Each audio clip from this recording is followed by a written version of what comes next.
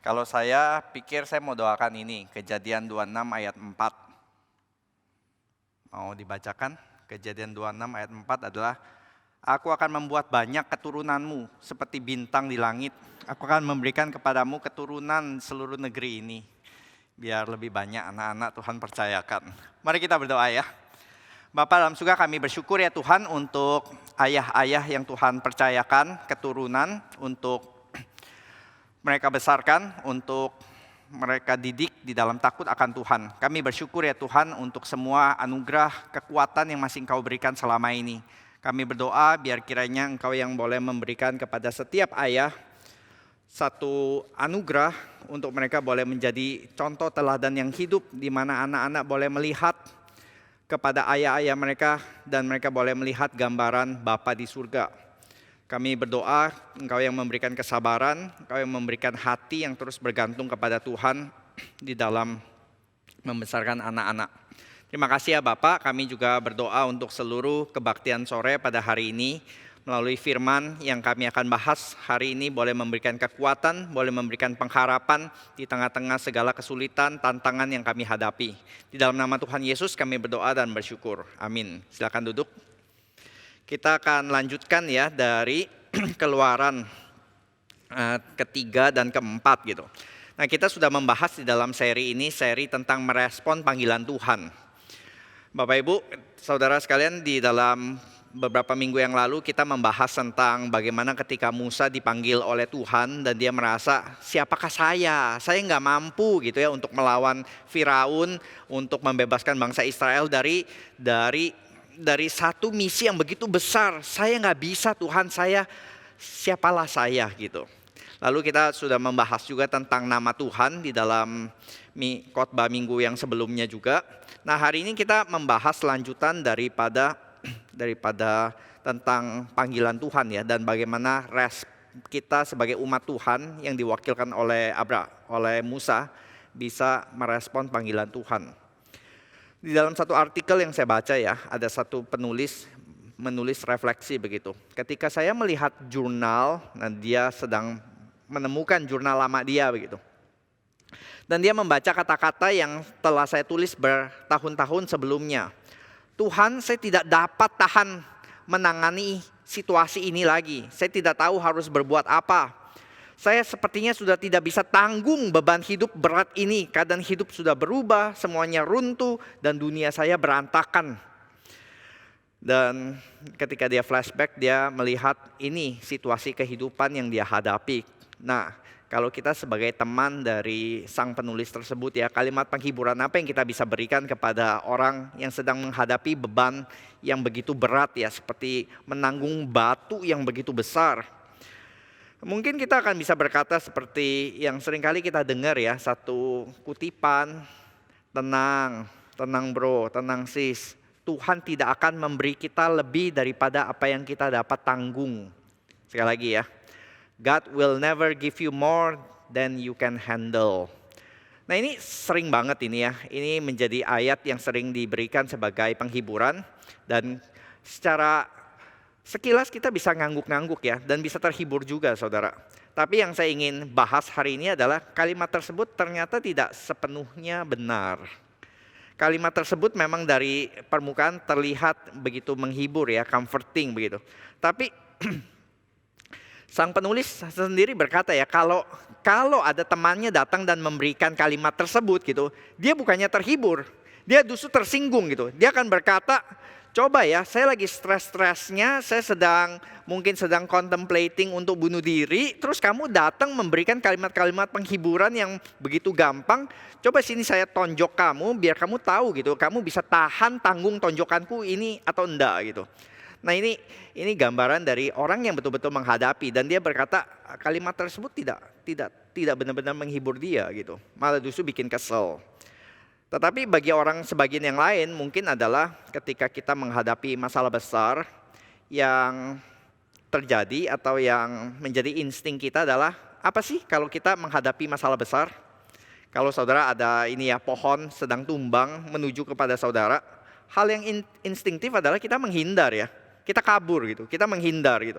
Dan kalau kita nggak bisa menghindar, misalnya di kantor ya ada kerjaan yang memang sudah pasti nih tumpahnya kepada divisi kita, apa yang kita lakukan, kalau nggak bisa menghindar, hal terbaik adalah jeblosin orang lain. Dan itu yang dilakukan oleh Musa gitu ya. Ini aku, utuslah dia, utuslah orang lain gitu. Nah, di dalam seri meresponi panggilan Tuhan ini ya, kita melihat ternyata antara Tuhan yang memanggil dengan Musa yang berespon, itu ada conversation, ada ding-dong di dalam percakapan mereka itu selama 5 kali, saudara. Jadi Musa itu terus-menerus memberikan alasan sampai 5 kali, dan Tuhan cukup panjang sabar meladeni sampai 5 kali juga. Kita sudah bahas yang pertama dan yang kedua di dalam kesempatan yang lalu. Hari ini kita akan membahas yang ketiga, 4, dan 5 gitu. Yang pertama kan siapalah aku gitu ya. Dan yang kedua adalah kalau aku datang kepada bangsa Israel, mereka tanya tentang namamu, apa yang harus kujawab gitu. Lalu aku adalah aku. Nah, hari ini kita bahas tentang yang berikut-berikutnya gitu.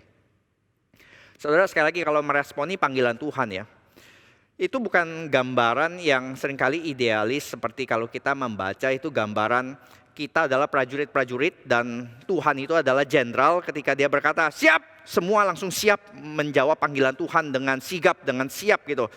Enggak, saudara, di dalam narasi Musa ini yang kita dapati adalah ini jenderal yang sibuk-sibuk merayu tentara yang enggan, yang reluctant begitu. Dan ini sekaligus ada sedikit gambaran yang beda ya dibanding gambaran yang ideal tadi. Itu gambaran yang seringkali itu nggak clear cut. Kalau kita pengennya ya Tuhan memanggil, lalu orang itu langsung ikut Tuhan tanpa babi bu gitu. Misalnya Matius ya, Matius ikutlah aku. Lalu dikatakan ayat selanjutnya apa? Matius segera meninggalkan semua meja cukainya dan mengikuti Yesus. Wah, ini kita suka begitu ya. Lalu kita misalnya apa? Panggilan KKR. John, tinggalkan karirmu. Jadi hamba Tuhan, langsung dia meninggalkan semua karirnya, pergi menjadi hamba Tuhan masuk STT. Ini yang seringkali ideal, yang seringkali senang didengarkan di dalam kesaksian begitu ya. Saya meninggalkan meja cukaiku, lalu pergi mengikuti Yesus. Atau Paulus di dalam jalan menuju Damaskus mendapatkan panggilan Tuhan dan dia tidak pernah lagi kembali ke dalam jalannya yang lama begitu. Langsung clear cut, clean. Tapi kita dapat gambaran di sini adalah gambaran penolakan demi penolakan dari Musa. Jadi bukan yang langsung kamu mau Musa?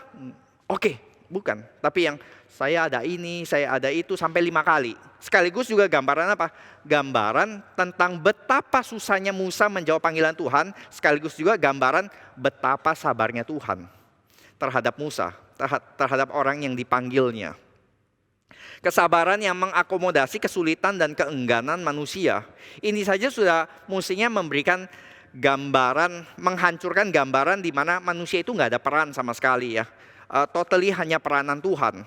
Ternyata kita bisa melihat ada interplay ya. Ada interaksi antara Tuhan dan manusia. Ada ruang. Tuhan memberi ruang bagi Musa. Boleh voice out. Boleh menyatakan keberatan-keberatannya. Boleh menyatakan keengganannya begitu. Dan Tuhan gak langsung kirim api dari surga menghancurkan Musa gitu. Karena dia protes. Karena dia enggan. Enggak, saudara. Dikasih ruang gitu ya. Ada gambaran seperti gambaran di dalam penciptaan di mana Tuhan itu selalu melibatkan manusia. Di dalam pekerjaannya Tuhan itu melibatkan manusia. Dia nggak selesaikan seluruh penciptaan Taman Eden.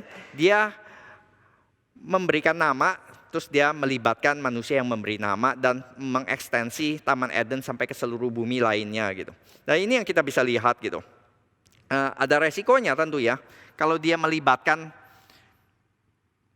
manusia di dalam pekerjaan Tuhan, ada resiko berarti pekerjaan Tuhan bisa gagal. Bisa rusak, nama Tuhan bisa ikutan rusak.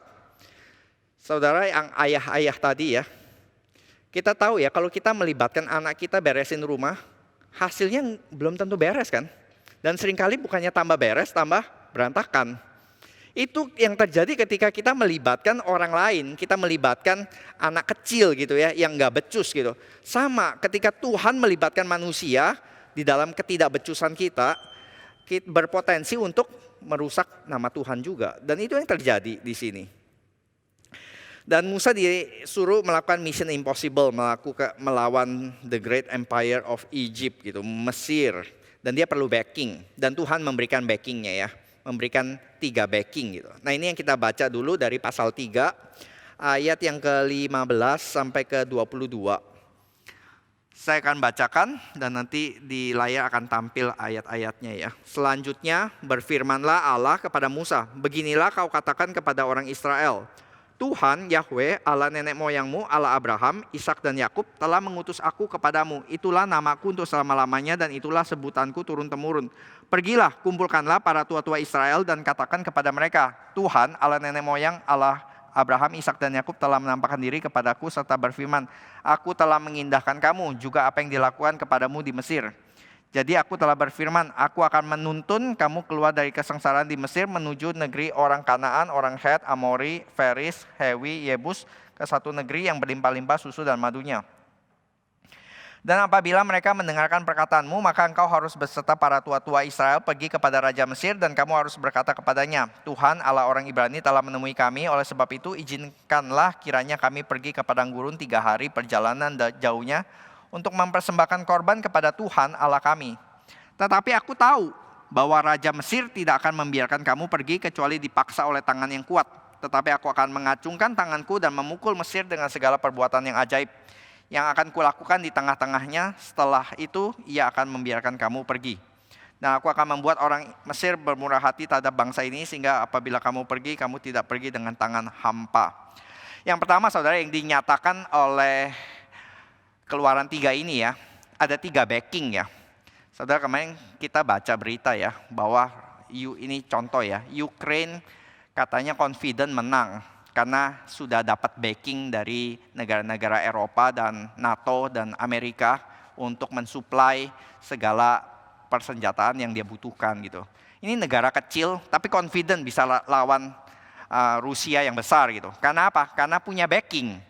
Nah, Musa juga demikian ya. Musa nggak pede bisa melawan Mesir, tapi dia diberikan backing, 3 backing yang dinyatakan oleh Tuhan gitu ya. Kamu jangan takut Musa, karena aku akan memberikan backing. Yang pertama apa?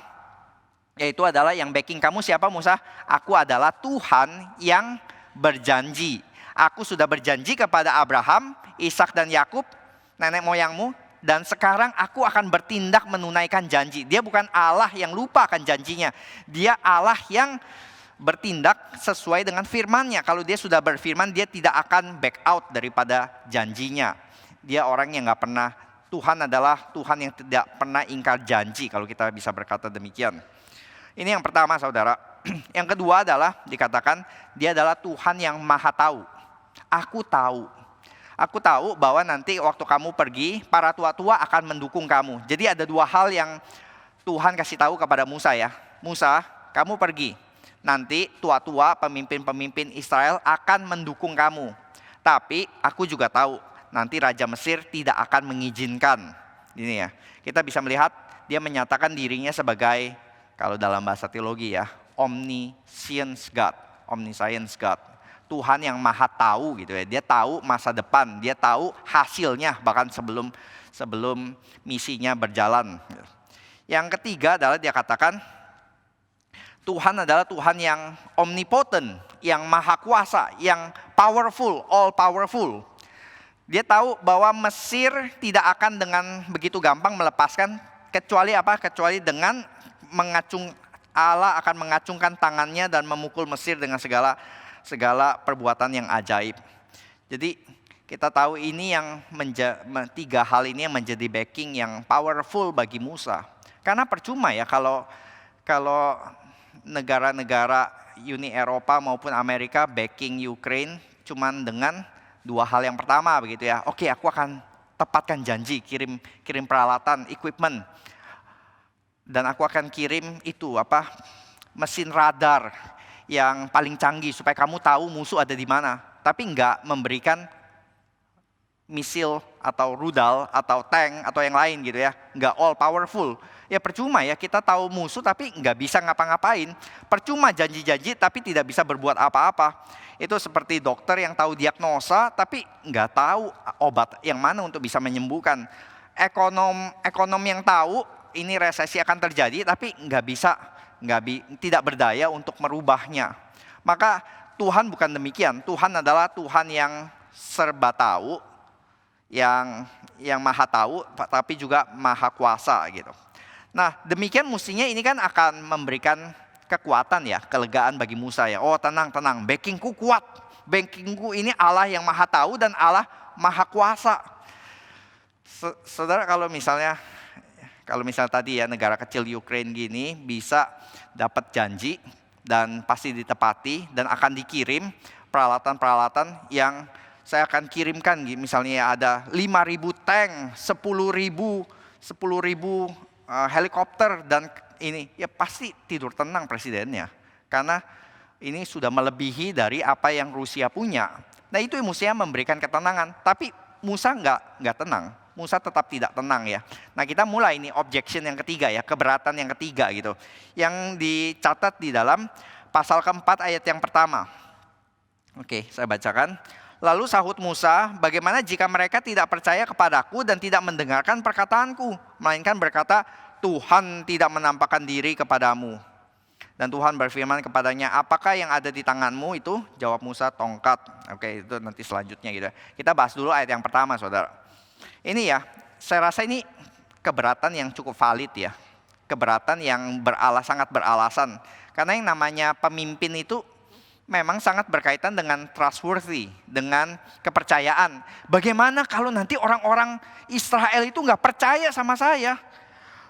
Bagaimana jika mereka tidak percaya gitu kan? Ini masalah percaya, trust kepadaku dan tidak mendengarkan perkataanku, ini masalah trust and authority. Kalau mereka nggak trust, saya mana punya otoritas?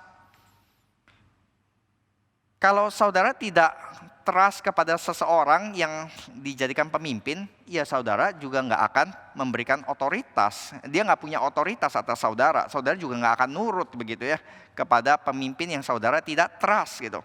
Maka kita percaya di dalam seorang pemimpin, kualitas paling penting dari seorang pemimpin adalah dia punya trust ya yang diberikan oleh bawahan-bawahannya kepada orang-orang yang dipimpinnya. Kalau mereka nggak percaya, mereka nggak vote, ya nggak bakal bisa pimpin. Dan bagaimana Musa bisa memimpin kalau dia feel insecure. Dia nggak yakin orang-orangnya itu akan mendengarkan dia. Saya itu siapa? Dan sangat beralasan, setidaknya ada 4 alasan ya. Yang pertama saudara, dia kan udah 40 tahun yang lalu. Dia pemimpin masa lalu gitu. Masih ada yang ingatkah? Saya juga mungkin percaya ya saudara, kalau sekarang di zaman-zaman pilpres begini, saudara yang lahir baru 20 tahun yang lalu begitu ya, maksudnya di dalam generasi Z yang sekarang ini, kalau sekarang ada politician bernama Harmoko mengajukan diri, saudara akan vote atau enggak ya? Kita yang bapak-bapak mungkin masih ingat ya nama Harmoko ya. Tapi anak-anak pemuda zaman now mungkin udah nggak tahu kan Harmoko itu siapa gitu. Ali Sadikin misalnya, mungkin udah nggak terlalu tahu ya nama-nama itu, nama-nama lawas tadi gitu. Karena sudah 40 tahun yang lalu, dari zamannya Soeharto itu Menteri Penerangan, Harmoko, hari-hari omong kosong. Ya setiap itu ya kita ledekin kan gitu. Setiap hari kita buka TV ada Harmoko ya lagi menjelaskan peraturan-peraturan pemerintah yang membosankan itu. Itu ya, siapa yang mau vote, kenal aja enggak gitu ya. Itu udah generasi lalu. Oke lah, kalau misalnya masih ada yang ingat kepada Musa, itu ya, siapa yang bakal ingat saya? Kalau masih ada yang ingat pun, kemungkinan besar yang mereka ingat adalah bukan sesuatu yang positif atau yang indah, tetapi sesuatu yang negatif ya. Buronan yang kabur. Pemimpin yang gagal mencoba memimpin mereka tapi gagal total lalu jadi buronan, dikejar-kejar dan kabur. Masa lalu yang kelam. Gak benar kerjanya. Saudara mau terima gak benar jadi pemimpinmu? Susah ya. Ini yang dihadapi oleh Musa gitu. Saya gak benar, gimana bisa mimpin mereka? Mereka juga juluki saya gak benar, gimana saya bisa jadi pemimpin mereka? Selama 40 tahun yang terakhir pun yang keberatan ketiga ya, maksudnya alasan ketiga dia feel insecure. Musa bisa berkata, kalau orang tanya, Musa 40 tahun kamu ngapain? Kamu inikah belajar Shaolin Kungfu? Kamu mengumpulkan itu Infinity Stone atau apa gitu ya untuk mengumpulkan tentara? Enggak, jadi gembala domba gitu. Jadi gembala domba 40 tahun, bisa apa Musa gitu. Alasan yang keempat saudara, kesaksian yang super bombastis. Nanti dia menghadap para tua-tua Israel dan bilang, kamu tahu gak saya dapat panggilan Tuhan. Buktinya apa? Ada semak yang terbakar. Mana semaknya? Udah padam sih sekarang, udah gak ada sih. Terus kami suruh percaya sama kamu Musa. Iya. Gimana kami bisa percaya sama kamu? Bisa lihat ya, ini 4 alasan kenapa Musa itu feel insecure ya. Siapa yang mau dengerin saya Tuhan? Siapa? Bagaimana kalau mereka tidak percaya sama saya? Ya, jadi dapat dimaklumi kalau Musa tuh fokus kepada inkompetensinya ya. Merasa gak mampu, gak qualified, gak pede. Mungkin kita juga demikian saudara, kalau kita menghadapi situasi yang besar seperti tadi ya. Saya enggak tahu, mungkin beda-beda ya. Saudara yang di kantor mungkin dapat proyek besar banget dan merasa nggak pede nih. Kualifikasi saya sama kerjaan yang diserahkan itu jomplang banget. Saya kayaknya nggak qualified, tapi saya yang harus tanggung beban ini. Nanti kalau gagal, ya saya yang kena begitu. Mungkin ada yang pergumulannya di dalam hal relasi keluarga, di dalam hal relationship gitu ya. Belakangan ini berapa hari ini saya dengar beberapa tantangan yang sangat-sangat berat gitu ya. Yaitu ada seorang kawan yang suaminya itu breadwinner gitu. Punya anak 2 sekolah gitu. Lalu suaminya tiba-tiba kena kanker meninggal. Lalu istrinya jadi janda harus membesarkan 2 anak gitu. Kita lagi pikir gimana dia bisa bertahan hidup ya. Harus bertahan hidup gitu membesarkan 2 anaknya gitu. Ada yang di tengah-tengah ambang relasi suami istri yang sudah hampir retak gitu. Itu sudah sedikit lagi tinggal didorong. Gimana bisa betulinnya ya? Gimana mereka bisa kembali menjadi suami istri yang rukun lagi? Gimana menjadi suami istri yang kembali saling trust satu sama lain gitu. Anaknya banyak gitu juga, anaknya juga banyak, sudah besar-besar, ada yang besar, ada yang kecil. Nah ini gimana ya, kita sulit ya melihat ya di dalam situasi-situasi tersebut sepertinya bebannya atau tantangannya lebih besar daripada apa yang mereka dapat tanggung gitu. Ini juga Musa tahu gitu, yang saya dapat tanggung ini kayaknya mereka gak bakal percaya deh Tuhan. Dan Tuhan jawab dengan apa saudara? Tuhan jawab dengan kasih tiga tanda. Kita baca ya ayat yang kedua. Tuhan berfirman kepadanya, apakah yang di tanganmu itu? Jawab Musa, tongkat. Firman Tuhan, lemparkanlah itu ke tanah, dan ketika dilemparkannya ke tanah, maka tongkat itu menjadi ular, sehingga Musa lari meninggalkannya. Tetapi firman Tuhan kepada Musa, ulurkanlah tanganmu dan peganglah ekornya. Musa mengulurkan tangannya, ditangkap ular itu lalu menjadi tongkat di tangannya. Ini perlu act of faith ya. Biasanya saya baca banyak komentari, kalau ahli tangkap ular itu tangkap di kepala atau di leher ya. Nggak pernah tangkap di ekor. Kalau di ekor nanti dia langsung serang balik gitu. Jadi ini perlu tindakan iman untuk tangkap itunya dari ekornya. Ada yang menerjemahkan juga ya ini. Ular itu mewakili Mesir ya. Satu saat ya ekornya Mesir akan dipegang oleh Musa dan akan menjadi semakin keras Mesir. Supaya mereka percaya bahwa Tuhan Allah nenek moyang mereka, Allah Abraham, Allah Ishak dan Allah Yakub telah menampakkan diri kepadamu. Lagi firman Tuhan kepadanya, masukkanlah tanganmu ke dalam bajumu, dimasukkannya tangannya ke dalam bajunya. Setelah ditariknya keluar, maka tangannya kena kusta, putih seperti salju.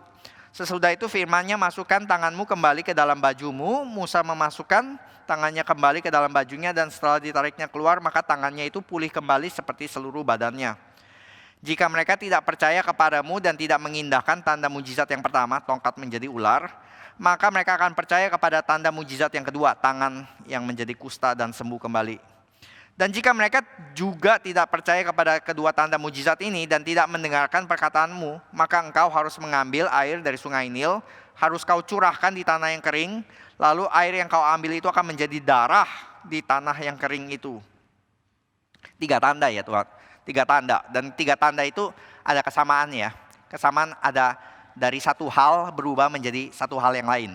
Dari satu hal yang normal, yang biasa, tongkat, tangan, air Nil, berubah menjadi sesuatu yang mengagetkan, sesuatu yang menakutkan, bahkan ular menakutkan gitu. Kusta waktu itu ya, penyakit yang sangat mengerikan seperti kanker atau seperti COVID Delta saat ini gitu ya, mengerikan gitu kalau kena gitu.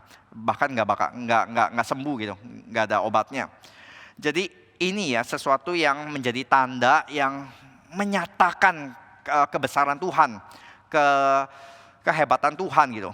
Show off, tapi sadar kalau kita lihat yang namanya sign, yang namanya tanda-tanda, baik mujizat di dalam perjanjian lama maupun perjanjian baru, itu nggak pernah show off untuk alasan pure show off.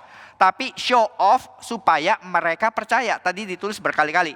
Kamu harus menunjukkan supaya mereka percaya. Signs itu bukan sekedar invitation, bukan sekedar information, tetapi adalah invitation to trust. Bukan semacam pertunjukan sulap, tapi adalah undangan supaya umat boleh belajar percaya kepada yang mengadakan tanda tersebut gitu. Tapi kalau tanda satu nggak percaya, dikasih tanda yang kedua, masih nggak percaya juga, dikasih tanda yang ketiga, dan kita lihat makin lama itu tandanya makin severe, makin parah gitu. Dan bahkan kita tahu tanda ketiga nanti itu akan menjadi tulah yang pertama ya. Tulah yang benar-benar menyerang jantung pertahanannya Mesir. Karena sungai Nil, kita pernah bahas, itu adalah lambang kehidupan. Di Mesir itu, Nil itu ya lambang kehidupan benar-benar kehidupan buat tanaman, maupun juga kehidupan bagi ekonomi, maupun juga kehidupan bagi seluruh civilization-nya Mesir. Jadi air menjadi darah itu ya berarti hancurlah Mesir. Ini yang kita bisa lihat ya. Kalau kamu tetap nggak mau percaya ya, sudah dikasih tanda pertama, kasih tanda kedua, tanda ketiga itu akan menjadi tanda penghakiman juga. Jadi kita bisa berkata ya, kenapa gereja ini tidak bombastis dengan gampang itu mengajarkan tentang minta tanda. Karena kita tidak dianjurkan atau tidak disarankan oleh Alkitab itu untuk minta tanda, tapi minta iman, percaya kepada firman Tuhan. Tapi Tuhan tahu di dalam momen-momen atau event-event tersebut gitu ya, yang memerlukan iman besar gitu, Tuhan kasih tanda supaya mereka boleh percaya.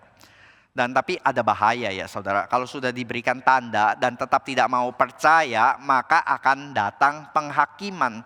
Orang yang terus minta tanda, atau gereja-gereja, atau bahkan orang Kristen yang terus minta tanda supaya mereka bisa puas, hati-hati karena satu saat yang mereka dapatkan adalah penghakiman dan penghukuman. Seperti orang Farisi minta tanda ya, Tuhan show, kasih tanda supaya kami percaya gitu. Dan Tuhan Yesus bilang apa? Kamu sudah lihat selama ini, kamu tetap nggak percaya. Terus kamu mau tanda seperti apa lagi sih? Untuk angkatan seperti ini nggak ada tanda lagi kecuali tanda anak manusia, tanda Yunus gitu ya, tanda Yunus. Anak manusia akan mati dan bangkit.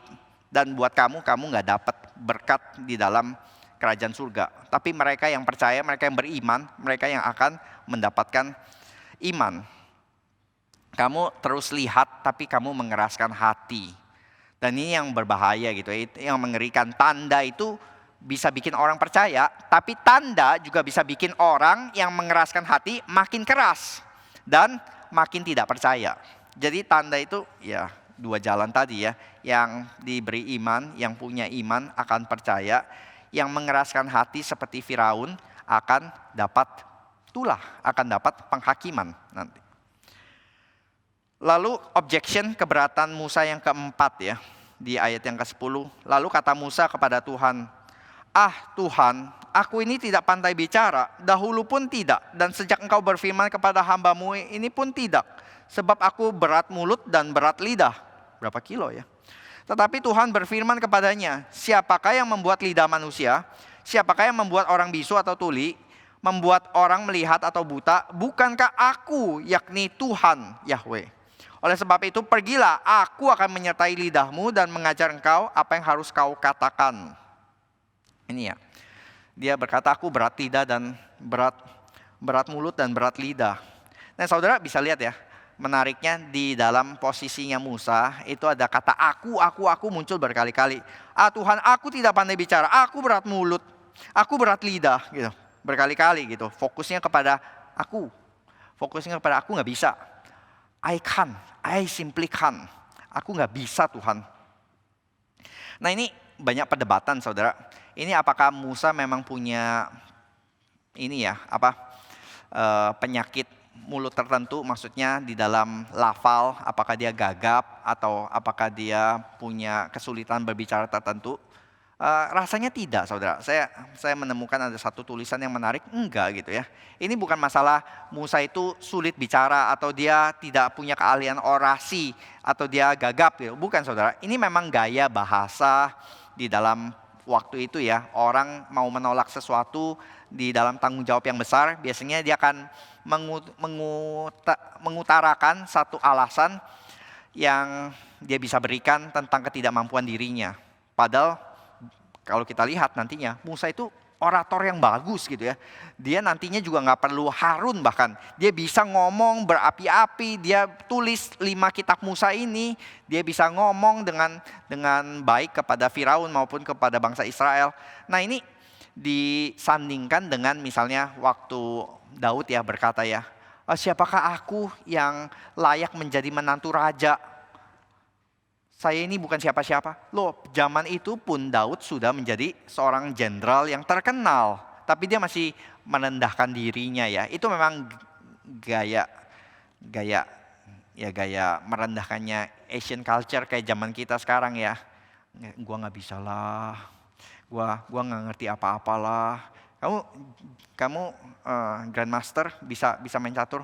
Nggak bisa, cuma bisa memindahkan beberapa langkah, tapi beberapa langkah langsung menang. Kayak gitu ya, merendah, tapi ternyata sebenarnya jago gitu. Nah kayak begini gitu ya. Musa berkata, saya nggak bisa, saya berat lidah, saya berat mulut gitu. Itu lebih bersifat kultural ya dibanding fisikal gitu, keberatannya gitu. Jadi bukan masalah dia benar-benar nggak terlalu bisa bicara. Dan saudara, ini ya, Musa yang terus fokus kepada saya nggak bisa apa-apa, dan jawaban Tuhan itu apa?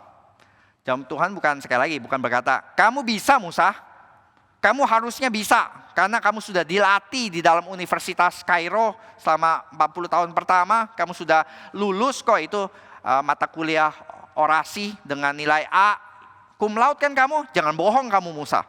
Enggak saudara, Tuhan nggak bilang demikian. Tuhan jawabnya dengan apa? Musa, kamu itu fokus kepada aku nggak bisa. Itu alasannya kamu merasa nggak bisa, karena kamu terus lihat kepada dirimu. Jawaban Tuhan apa? Siapakah yang membuat lidah? Siapakah yang membuat orang bisu, membuat orang melihat? Bukankah aku? Nah Tuhan juga bilang aku. Oleh sebab itu pergilah, aku akan menyertai lidahmu. Aku akan mengajar engkau seperti apa yang harus kau katakan. Jadi Tuhan bilang ya kamu fokus kepada aku, tapi bukan akunya Musa, akunya Tuhan. Kepada Tuhan gitu. Look at me, Tuhan berkata, aku yang buat mulut dan lidahmu. Aku tahu lebih dibanding apa yang kamu tahu tentang mulut dan lidahmu Musa. Jadi ketika Musa kamu gak pede, kamu gak mampu untuk dipakai di dalam misi Tuhan, ya benar, memang seharusnya kita di dalam misi Tuhan tuh merasa tidak mampu. Betul ya saudara, memang sih kita seringkali kalau mendapatkan misi daripada Tuhan atau satu panggilan Tuhan yang besar, kita memang seharusnya merasa tidak mampu. Karena dari situlah kita belajar untuk bergantung kepada kekuatan daripada Tuhan. Nah menarik saudara, kalau di dalam Yesaya 6 kita juga mendapati gambaran seorang nabi lain yang bergumul juga masalah mulut. Yesaya dalam panggilannya, here am I, send me. Ingat kan ya itu ya, ini aku, utuslah aku. Saudara tahu kan Yesaya 1-5 itu, Yesaya sudah dipakai menjadi nabi yang berkhotbah kemana-mana, yang memperingati dosanya orang Israel. Sudah. sudah dipakai pelayanan baik-baik. Tapi di pasal ke-6 ketika dia bertemu dengan hadirat Tuhan, sama seperti Musa bertemu dengan api Tuhan, di sini juga Yesaya bertemu dengan hadirat Tuhan, langsung sadar tentang celakalah aku. Coba kita baca ya dari Yesaya 6 ya. Yesaya 6 di sini.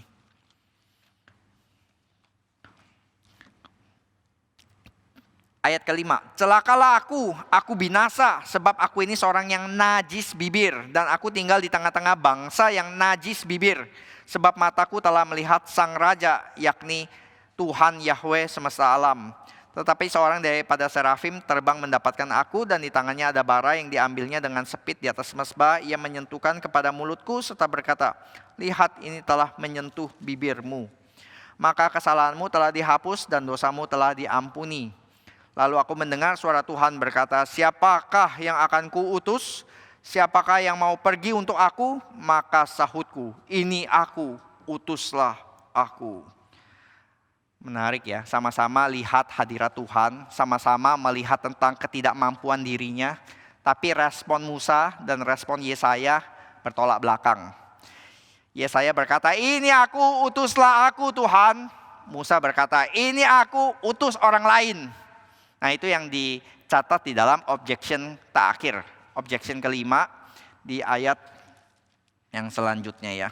Ketika kita lanjut di dalam Keluaran 4 ayat yang ke-13. Tetapi Musa berkata, Tuhan, utuslah kiranya siapa saja yang patut kau utus. Maka bangkitlah murka Tuhan terhadap Musa dan dia berfirman, bukankah di situ Harun orang Lewi itu kakakmu? Aku tahu bahwa ia pandai bicara. Lagi pula ia telah berangkat menjumpai engkau, dan apabila ia melihat engkau, ia akan bersuka cita dalam hatinya. Di situ ya saudara, kita bisa lihat ya. Ini saudara, kita akhirnya tahu ya final objection daripada Musa gitu. Setelah dia mau kasih semua alasan gak berhasil, dan intinya dia bilang apa sih? Intinya bilangnya, saya gak mau Tuhan. Mau apa? Saya gak mau.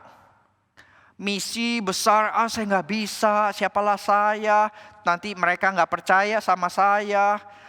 Saya berat lidah, ini Tuhan akan sertai. Akhirnya terakhir adalah, saya gak mau ikutan Tuhan. Saya gak peduli, saya gak ada hati sama misinya Tuhan. Saya gak mau ikut. So what? Itu kira-kira saudara. Itu kenapa Tuhan marah. Saudara bisa mengerti ya di balik kalimat yang kelihatannya sopan, utuslah siapa saja gitu. Utuslah orang lain gitu. Enggak saudara, itu yang bikin Tuhan marah itu bukan ketika kita merasa diri gak mampu. Kalau kita merasa diri gak mampu, Tuhan akan memampukan. Tapi ketika kita tidak taat, Tuhan marah. Yang membuat Tuhan marah itu bukan karena kita merasa tidak mampu, tapi karena kita tidak mau. Tuhan marah karena kita menolak panggilan Tuhan. Karena kita terlalu sibuk fokus kepada diri dan kelemahan kita pribadi.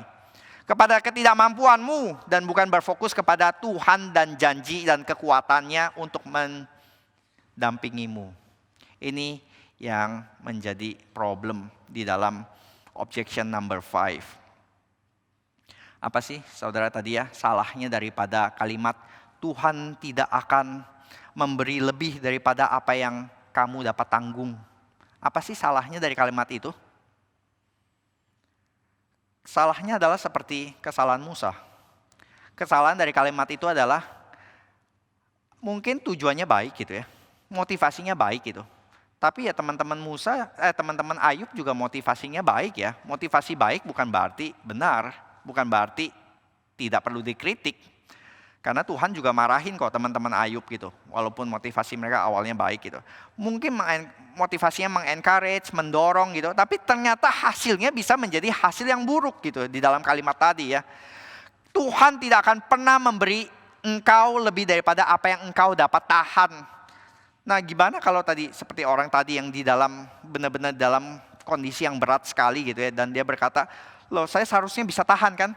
Loh, ini kenapa saya rasanya gak bisa tahan? Bener-bener rasanya udah gak bisa tahan lagi ini. Ini berarti salah siapa ya? Salah Tuhan kasih takaran kah? Terlalu besar sehingga saya gak bisa tahan? Atau kalau saya bisa tahan, Pertanyaan berikutnya adalah, kalau saya bisa tahan, kenapa saya butuh Tuhan ya? Kan saya bisa, I can handle it on my own. Saya bisa tahan dengan kekuatan saya sendiri, maka nggak butuh Tuhan dong ya. Saudara bisa lihat ya, logical implication dari kalimat ini itu bisa damaging, bisa berakibat buruk ternyata. Mari kita teliti ini kalimat ini yang tadinya diyakini dari Alkitab ini basisnya dari mana begitu ya. Yang paling mendekati ayat dari kalimat tersebut adalah dari 1 Korintus 10 ya ayat 13. Saya percaya saudara yang sering punya ayat emas, ini salah satu ayat emas yang favorit ya. 1 Korintus 10 ayat 13. Mari kita baca ya. Pencobaan-pencobaan yang kamu alami ialah pencobaan-pencobaan biasa yang tidak melebihi kekuatan manusia. Sebab Allah setia dan karena itu Ia tidak akan membiarkan kamu dicobai melampaui kekuatanmu. Pada waktu kamu dicobai, Ia akan memberikan kepadamu jalan keluar sehingga kamu dapat menanggungnya. Bahasa Inggrisnya ya, no temptation has overtaken you that is not common to man. God is faithful and He will not let you be tempted beyond your ability. But with the temptation, He will also provide the way of escape so you may be able to endure it. Saudara ya, ini kan ayatnya. Iya saudara, secara sekilas memang ini ayatnya. Tapi kita mau teliti lebih lanjut lagi, ini memang seringkali ayat yang paling misquoted ya, paling salah dikutip gitu. Karena kalau kita mau benar-benar setia kepada konteksnya dan kepada ayatnya, ayat ini berbicara tentang pencobaan. Bukan berbicara tentang kesulitan dan penderitaan. Ini dua hal berbeda ya. Pencobaan jatuh dalam dosa sama kesulitan dan penderitaan. Dua hal yang berbeda. Dan di sini sedang dibahas konteksnya adalah tentang pencobaan ke dalam dosa. Bukan berbicara tentang kesulitan atau penderitaan. Sedangkan kalimat tadi itu lebih berbicara tentang kita menanggung beban. Tentang menanggung kesulitan, penderitaan. Ayat ini berbicara tentang pencobaan. Bedanya apa sih pencobaan dosa dengan kesulitan dan penderitaan? Salah satunya adalah ya saudara, bedanya adalah kalau pencobaan, saudara selalu punya pilihan. Pilihan untuk jatuh atau pilihan untuk lari menghindar. Itu yang namanya pencobaan. Saudara yang jatuh ke dalam dosa jangan punya alasan, saya nggak punya pilihan, I have no choice gitu. Enggak saudara, you have choice and you choose. You choose to sin gitu. Atau you choose to avoid sin, untuk kabur daripada dosa. Seperti Yusuf lari daripada dosa, lari daripada temptation gitu. Jadi dosa itu punya pilihan, kita selalu punya pilihan. Dan bukan hanya kita punya pilihan, kita diberi janji, Tuhan kasih jalan keluar. Bukan hanya kita punya pilihan, kalau di dalam temptation kita punya pilihan, boleh berdosa, bukan boleh ya. Bisa jatuh dalam dosa atau bisa kabur dari dosa. Tapi juga kita punya janji dari Tuhan, yaitu apa? Janjinya nanti Tuhan akan kasih jalan keluar. Jadi di dalam temptation ada pilihan dan ada jalan keluar, ada way out, ada exit. Tapi penderitaan saudara, penderitaan bukan sesuatu yang kita bisa pilih. Dan kadang-kadang nggak ada way out. Seperti tadi yang saya cerita gitu ya, ada seorang teman yang papanya kena terminal ill, masuk ICU 2 minggu dan bill rumah sakit itu mengagetkan ratusan juta gitu. Bisa pilih? Nggak bisa pilih saudara. Kalau bisa pilih nggak mau begitu.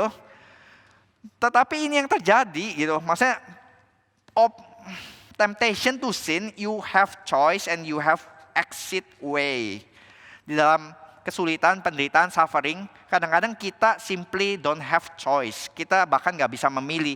Itu datang tiba-tiba, itu datang uninvited gitu ya. Tidak diundang tapi tiba-tiba masalah ya datang kepada kita gitu. Suffering ya datang, penyakit gak minta izin dulu kan ya. Sorry ya, saya COVID, mau menjangkiti kamu boleh atau enggak? Gak ada kan ya. Kena ya kena gitu. Kanker ya kanker gitu. Bangkrut ya bangkrut gitu. Finansial ya finansial. Ini semua yang terjadi saudara, just happen, nggak bisa pilih. Jadi apa yang diajarkan di ayat-ayat ini bukannya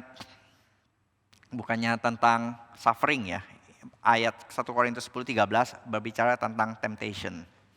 Berarti Kalau seperti tadi yang orang yang di dalam kesulitan besar dan berkata, aduh kesulitan saya begitu besar dan saya nggak bisa tahan gitu ya. Benar-benar rasanya nggak bisa tahan lagi ini Tuhan, gimana ini terlalu sulit untuk saya tahan gitu ya.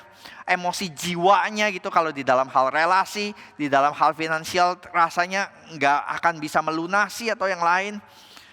Kita bisa berteriak, jiwaku kewalahan Tuhan, dan memang ada tempat di situ ya, seperti nanti beberapa ayat yang kita akan baca, kita bisa berkata, kita memang bisa merasa overwhelmed di dalam suffering kita, di dalam hal-hal tadi, dan it's okay untuk feel overwhelmed. Itu bukan berarti karena kita bukan orang Kristen.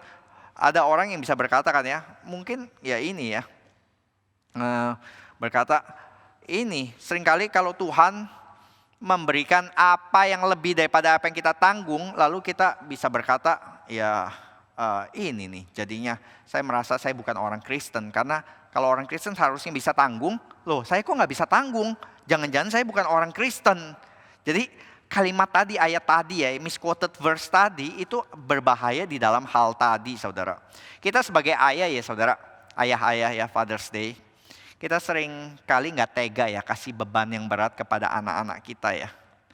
Kalau anak kita kasih yang ringan-ringan ya, tapi kalau berat kayak gini, ayo ini berat ya nak, sini papa yang bawain, kamu ambil ini aja ya, yang ringan kamu bawa yang ini aja ya. Kita nggak tega ya saudara. Maka kita juga berpikir, ya Tuhan, saya aja sebagai ayah yang baik nggak tega kasih beban berat kepada anak saya. Ya Tuhan pasti juga nggak tega lah kasih beban berat yang saya nggak bisa tanggung begitu. Dan kita lihat di Alkitab apa saudara? Enggak saudara. Yang kita lihat di Alkitab itu banyak orang-orang yang dikasih beban lebih daripada yang mereka bisa tanggung. Dan itu yang Tuhan lakukan. Tuhan, kalau kita mau bahas sebaliknya justru adalah Tuhan seringkali memberikan lebih daripada apa yang saudara bisa tanggung. Daud disuruh lawan siapa? Suruh lawan tentara bocah gitu ya. Anak bocah lawan anak bocah. Enggak.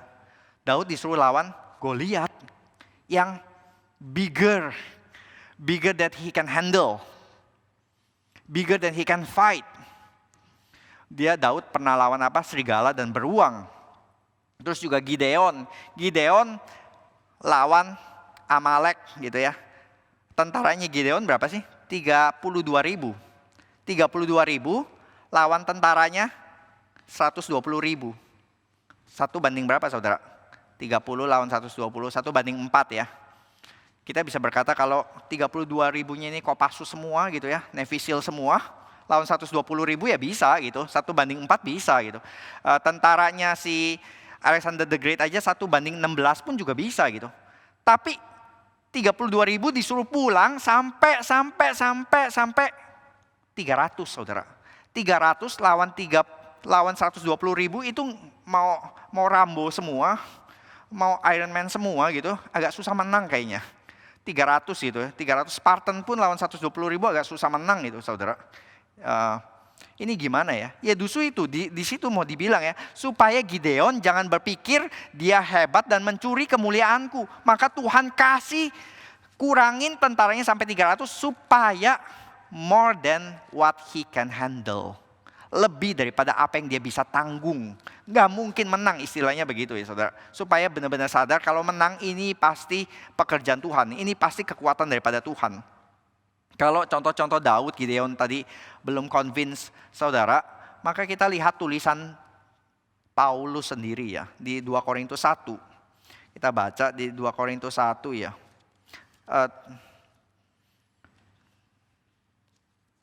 2 Korintus 1 ayat 8 sampai 9 ya. Jelas begitu ya. Sebab kami mau saudara-saudara supaya kamu tahu akan penderitaan yang kami alami di Asia Kecil. Beban yang ditanggungkan atas kami begitu besar dan begitu berat sehingga kami telah putus asa juga akan hidup kami. Bahkan kami merasa seolah-olah kami telah dijatuhi hukuman mati. Tetapi hal itu terjadi supaya kami jangan menaruh kepercayaan pada diri kami sendiri, tapi hanya kepada Allah yang membangkitkan orang-orang mati. Begitu besar. Supaya apa? Supaya kita sadar kita nggak bisa bergantung pada diri kita sendiri. Ada orang saudara di dalam kesuksesan ya, bisa lawan ya. Saya bisa lawan kok, saya sudah cukup kuat kok lawan ini. Terus ternyata jatuh lagi gitu. Lalu mulai sadar, saya memang nggak kuat ya. Saya memang nggak bisa ya di dalam hal itu. Justru itu salah satu bagian di dalam pembentukan ya. Ketika kita sadar memang kita nggak bisa bangkit dengan kekuatan kita sendiri. Seperti Paulus di sini untuk lihat betapa besarnya dan kayaknya nggak ada jalan, nggak ada ini deh jalan keluar, hopeless gitu ya. Baru dari situ dia bisa belajar apa? Belajar melihat supaya kami jangan menaruh kepercayaan pada diri kami sendiri. Saya punya self determination, saya punya tekad, saya punya ini ya, saya punya misalnya keluarga, saya punya teman-teman dekat yang bisa mendorong saya. Semua itu bakal gagal saudara, bisa gagal gitu. Tapi hanya apa? Kepada Allah yang membangkitkan orang-orang mati. Jadi jelas saudara di sini ada orang-orang yang diberikan beban lebih daripada yang mereka bisa tanggung. Maka seharusnya bukan 1 Korintus 10:13 ya, kalau mau berbicara tentang suffering dan beban berat.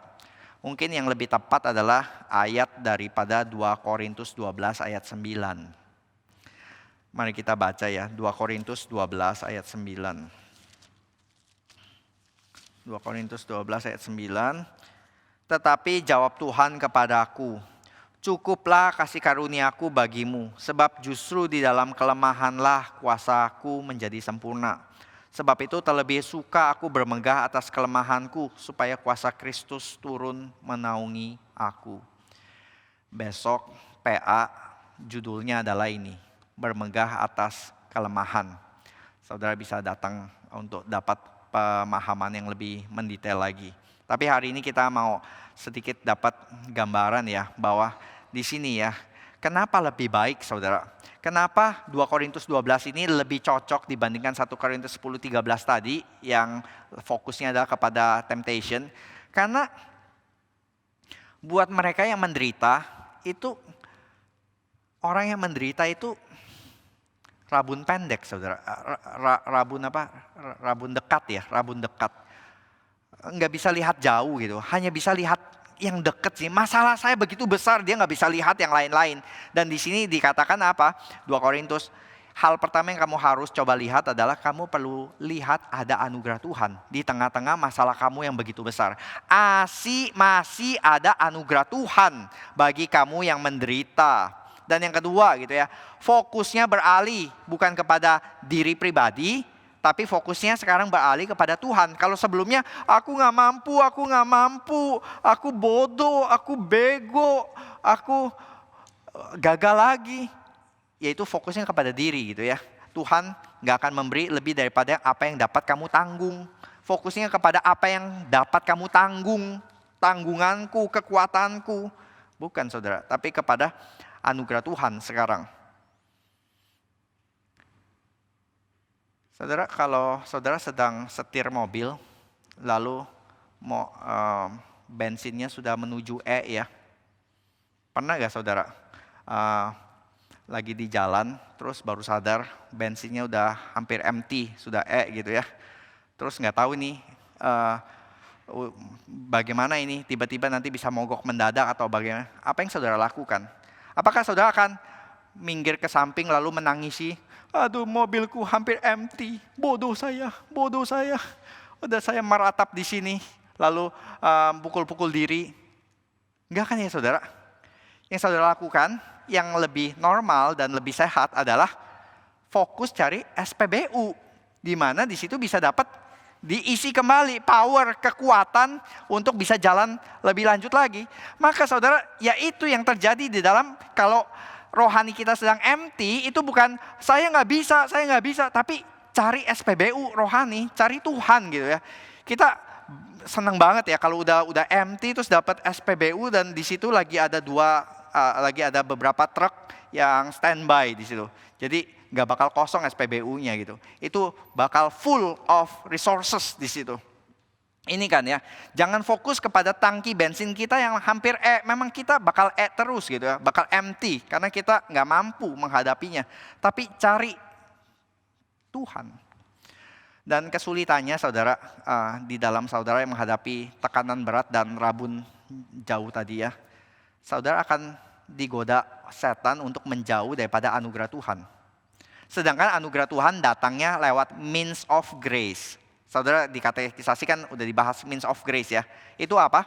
Doa, baca Alkitab, persekutuan, terus juga teman-teman OSG, teman-teman segereja, gereja bahkan perjamuan kudus, semua itu yang saudara ketika lagi paling hancur-hancurnya, paling susah-susahnya menghadapi tekanan hidup, terus bagaimana saudara bisa dapat pertamax lagi kalau saudara nggak buka Alkitab, kalau saudara nggak connect dengan doa, dengan Tuhan.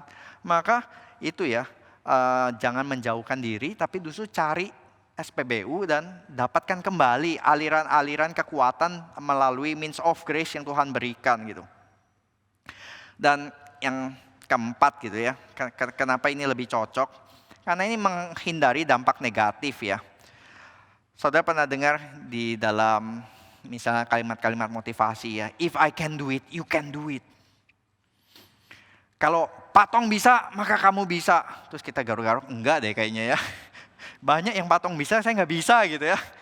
Ya nggak usah ngomong Pak Tong deh. Saudara siapapun gitu ya.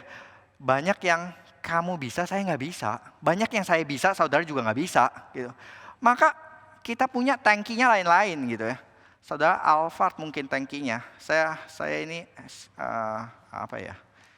smart atau bahkan motor tankinya kecil gitu. Ini ya beda-beda begitu. Apa yang orang lain bisa ya saya belum tentu bisa.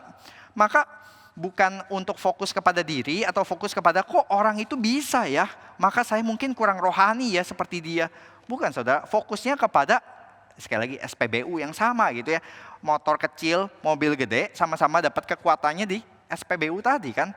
Maka fokus kekuatan kita di dalam pergumulan berat kita itu bukan banding-banding dengan orang lain atau justru melihat diri, tapi justru lihat Tuhan. Lihat bagaimana Tuhan memberikan kekuatan kepada kita. Dan ini yang salah dari kalimat tadi, karena itu melawan berita Injil, saudara. Berlawanan dengan berita Injil.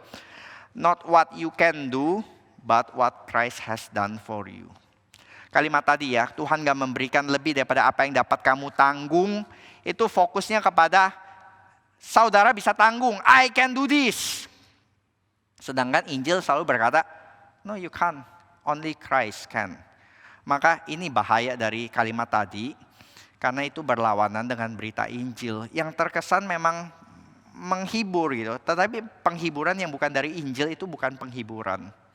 Maka saudara kalau mau tahu apa yang dapat memberikan kekuatan penghiburan ketika kita harus tanggung beban berat yang datangnya daripada Tuhan, Injil. Apa yang Kristus sudah capai bagi kita ketika dia mewakili kita, karena Kristus adalah wakil kita, ya kita lihat apa yang Kristus lakukan. Di Taman Getsemani dia bergumul berat dan dia tidak berkata kan ya, aduh Bapak lihatlah aku sampai bercucuran keringat darah. Ini beban aku tidak bisa handle. Maka ini aku utuslah orang lain. Utuslah malaikat-malaikat untuk mati di kayu salib menggantikan aku. Enggak saudara. Yang Kristus lakukan dia maju terus. Karena dia tahu ini adalah kehendak Tuhan. Maka yang terakhir, satu ayat terakhir. Dari 2 Korintus 4 ayat 17 ya. Karena penderitaan ringan yang sementara ini sedang mempersiapkan kita satu kemuliaan kekal yang tidak ada bandingnya. Saudara yang sedang berbeban berat pasti nggak terhibur ya waktu dibilang beban berat saudara itu ringan dan mudah. Nenek lu ringan dan mudah, lu nggak pernah nyobain. Kita bisa dengan sinis berkata demikian. Tapi saudara, bandingannya itu bukan dengan beban orang lain. Kan kita seringkali menghibur gini ya. Oh kamu baru diputusin. Gak apa-apa lah. Dia udah diputusin 7 kali loh. Masih hidup. Kamu baru diputusin 2 kali. Gak usah bunuh diri gitu ya. Oh gak apa-apa. Kamu baru hutang 100 juta. Itu ada yang sudah hutang 6 triliun masih happy-happy. Enggak saudara. Itu bukan cara Alkitab untuk menghibur dengan kasih tahu problemmu kecil loh dibanding problem orang lain. Cara Alkitab itu justru unik saudara. dia mau bilang, kamu bisa tanggung. Kenapa kamu bisa tanggung problemmu yang kelihatannya besar banget? Karena nanti Tuhan akan kasih kemuliaan yang jauh lebih besar dibanding yang kamu tanggung tadi. Kamu pikir ini batu besar? Enggak, Tuhan akan kasih satu gunung kemuliaan bagi kamu. Dan backpack kamu dibanding gunung tadi itu jadi kecil banget. Maka di tengah penderitaan, hal yang paling sulit untuk kita lakukan adalah melihat visi kekekalan tadi. Nanti di dalam kekekalan kita akan lihat ya. Dulu saya nangis-nangis, dulu hampir bunuh diri untuk kesulitan ini. Nanti di dalam kekekalan saudara, kita akan kasih lihat itu hal yang kecil. Itu hal yang kecil. Dibandingkan apa? Dibanding kemuliaan kekal yang Tuhan sediakan bagi kita. Maka di dalam ayat ini Paulus bukan sedang mengecilkan penderitaan saudara, bukan. Dia tahu penderitaan saudara itu real and hard. Besar dan sulit. Tapi dibandingkan dengan perspektif kekekalan, saudara akan dapatkan yang jauh lebih besar dibanding penderitaan saudara. Paulus bukan sedang mengecilkan penderitaan saudara, Paulus sedang memperluas perspektif saudara yang sempit. Tuhan akan memberi Anda lebih